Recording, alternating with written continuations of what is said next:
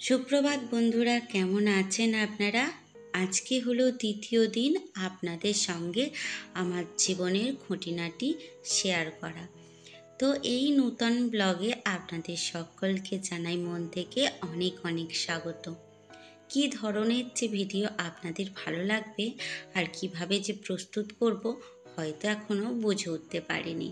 তবে এই যে সকালটা শুরু হয়েছে, বাসি কাজকর্ম সেরে নিয়েছি, আর এক কাপ চা তো খাওয়া হয়েইছে। তার উপরে শান্ত স্নিগ্ধ এই সুন্দর পরিবেশটায় একটুখানি দাঁড়িয়ে রইলাম। বাকি কাজকর্ম তো পড়ে রয়েছে অনেক, সমস্তটাই আস্তে আস্তে শেয়ার করব। এইভাবেই সংসারের কাজগুলো প্রতিনিয়ত চেষ্টা করি করতে, আর আপনাদের সঙ্গে প্রতিনিয়ত চেষ্টা করব সেইগুলোই একটু তুলে ধরতে। আশা করি আপনাদেরও ভীষণ ভালো লাগবে।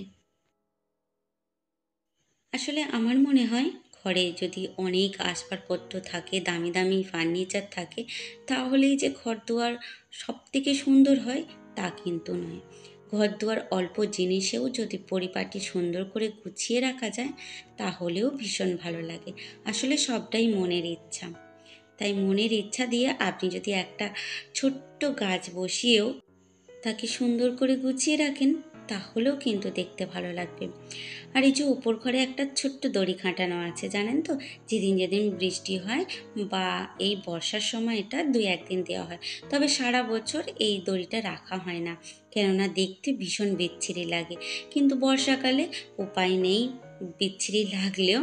আর কালকের কিছু রাত ভিজে জামা কাপড় ছিল, সেইগুলোই আরও একবার দিয়ে দিলাম।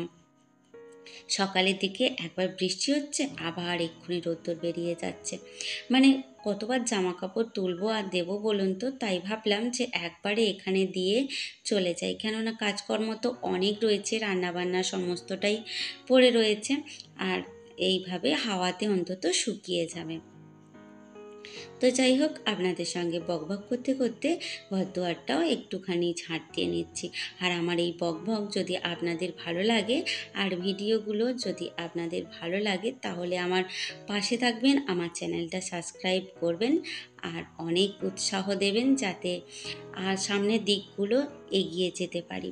আসলে সবাই একটা ছোট্ট স্বপ্ন নিয়েই এই দুনিয়াতে পা দেয়। তো যাই হোক, আমার হয়তো সেই ছোট্ট স্বপ্নটা আছে, আর আপনাদের সহযোগিতা, আশীর্বাদ আর ভালোবাসা না পেলে সেটা কখনোই পূর্ণ করতে পারবো না। আসলে আমরা প্রতিটা মেয়ে অভ্যাসবশত প্রত্যেকটা কাজ করে থাকি। আমাদের এটা কিন্তু বলে দিতে হয় না যে কোন জায়গাতে জিনিসগুলো রাখলে ভীষণ সুন্দর লাগবে, কোন জিনিসটা পরিষ্কার করতে হবে, ধুলো পড়ে গেছে। এটাই যেন আমাদের অভ্যাসে পরিণত হয়ে গেছে। ওই যে সংসার করাটা, স্বপ্নের মতো গড়ে তোলাটা যেন রক্তের সঙ্গে মিশে গেছে। তখন আর বলে দিতে হয় না কোনো মেয়েকে যে এই কাজটা করো। তবে ওই যে বিয়ের আগে মা যখন বলতো যে এগুলো একটু পরিষ্কার করে ঝেড়ে মুছে দাও, তখন ভীষণ বিরক্ত লাগতো। মনে হতো যেন এই কাজগুলো করে কি হবে। আর এখন কাজগুলো করে এতই অভ্যস্ত হয়ে গেছি, কাজগুলো না করলেই বরঞ্চ মন খারাপটা বেশি হয়। মনে হয় যে কখন এইগুলো করব, আর না করলে আমার সংসারটা ভীষণ এলোমেলো লাগছে। তাই না? আমার মনে হয় অনেকেই আমার সঙ্গে একমত হবে, আর অনেকেই হয়তো তার জীবনের ছোট্ট ছোট্ট প্রতিদিনের কাহিনীগুলো আমার সঙ্গে রিলেটেড করতে পারবে। তো যাই হোক, এই ছোট্ট র্যাকটা নিয়েছিলাম অনেক শখ করে, কিন্তু দেখেছেন এটা কিন্তু বেশি দিন হয়নি, ওই মাস 2 হয়েছে। র্যাকটা একটুখানি নড়বড়ে হয়ে গেছে, জানি না কেন, ওইভাবেই লাগানো ছিল তার সত্ত্বেও। আর এই যে গাছগুলোতে একটুখানি আগাছা হয়েছিল সেটাও ফেলে দিলাম। আর দেখেছেন একটু রোদ্দুর ছিল, আবার মেঘ কোথা থেকে যেন উড়ে এসেছে। আর আমার বাড়ির চারিদিকের পরিবেশটা এই রকম গাছপালা দিয়ে ঘেরা। আর একটা সুন্দর জিনিস কি দেখেছেন? এই জবা গাছটা। ভাববেন না যে এটা দুটো জবা গাছ, এটা কিন্তু একটাই জবা গাছ। লালও হয়, আবার ওই যে একটা হলুদে লালেতে দুরকম ফুলই কিন্তু একটা গাছে হয়। চলুন তাহলে টিফিনটা করে নিই। অল্প আলু ভাজি দেখে কেউ ভাববেন না যে শুধুমাত্র আমি নিজের জন্য করছি। আসলে আমরা যেহেতু গ্রামে থাকি আর চাষিবাসী মানুষ, এক কাঁদি কলা পেকেছে জানেন তো, তাই সবাই বলল যে কলা দিয়ে তারা মুড়ি খেয়ে নেবে। আর আমার একটুখানি আলু ভাজা খেতে ভীষণই ভালো লাগে। আর দুটো রুটিও আছে, সে দুটো গরম করে নেব, সাথে এই যে আলু ভাজা করে নিচ্ছি আর সাথে নিয়ে নেব কলা। তাহলে হয়ে যাবে আজকের জলখাবারটা।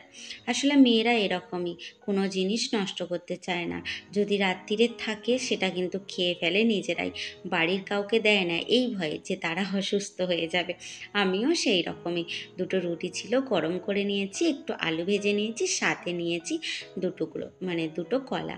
তো এই দিয়ে জলখাবারটা সেরে নেব।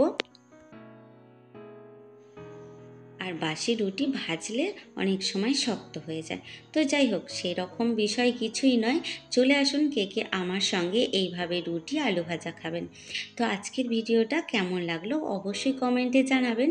আজকের মতো আসি, দেখা হবে আবার নতুন একটা ব্লগে।